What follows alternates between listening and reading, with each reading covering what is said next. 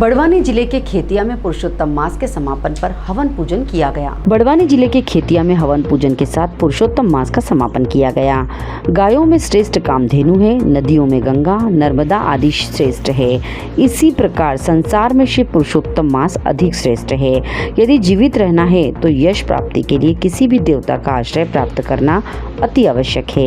इसके लिए संसार शरणागत की रक्षा करने वाले भगवान श्री विष्णु की शरण में जाकर उनके पूजा, भजन, कीर्तन और प्रार्थना करना ही उत्तम रहेगा। भगवान श्री हरि विष्णु की भक्ति और उपासना करने वाले पुण्य के प्रभाव से वैकुंठ लोक को प्राप्त हो जाते हैं। उक्त विचार पुरुषोत्तम मास की समाप्ति के अवसर पर पंडित राजेंद्र कुलकर्णी और पंडित तरुण शुक्ला ने 1 माह से जारी पूजन की समाप्ति के साथ हवन पूजन के दौरान कही।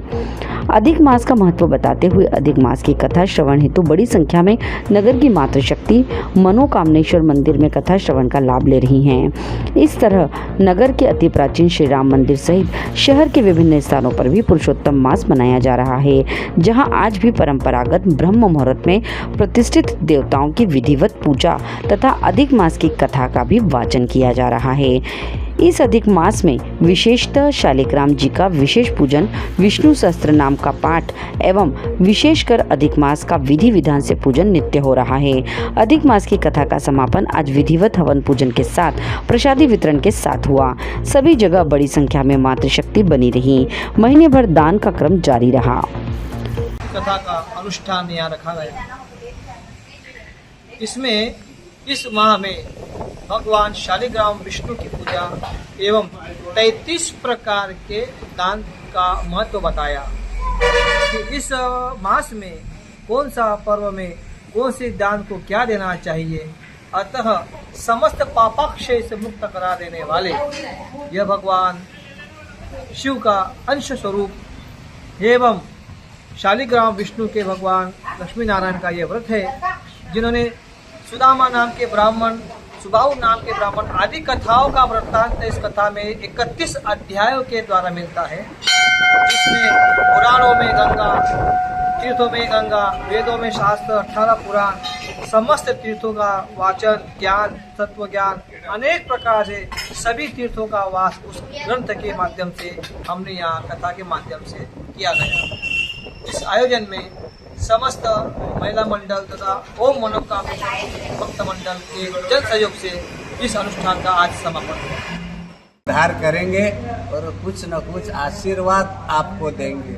तब विष्णु भगवान वायु रूप में उस मास को ले गए कृष्ण भगवान के पास में और कहा भगवान इसका कुछ उद्धार कीजिए। ये जो महीना है ये कह रहा है कि मेरे कोई पूजा पाठ मेरे महीने में नहीं करता, कुछ भी नहीं करता है, तो मेरा क्या होगा, मैं लावारिस की तरह रहूँगा। तो भगवान कृष्ण ने कहा मैं तुझे आशीर्वाद देता हूँ कि आज से तुझे पुरुषोत्तम मास के नाम से पहचाना जाएगा। तो पुरुषोत्तम मास में महीना भर 30 दिन तक स्नान करेगा, जप करेगा, तप करेगा, हवन करेगा, पितरों का तर्पण श्राद्ध करेगा, है ना, उपवास करेगा, व्रत करेंगे। जो इस महीने में यह काम करेगा उसे मुझे वैकुंठ और गौलोक की प्राप्ति होगी। इस तरह भगवान श्री कृष्ण ने पुरुषोत्तम मास को आशीर्वाद दिया। तब से यह मास बड़ा पूजनीय है।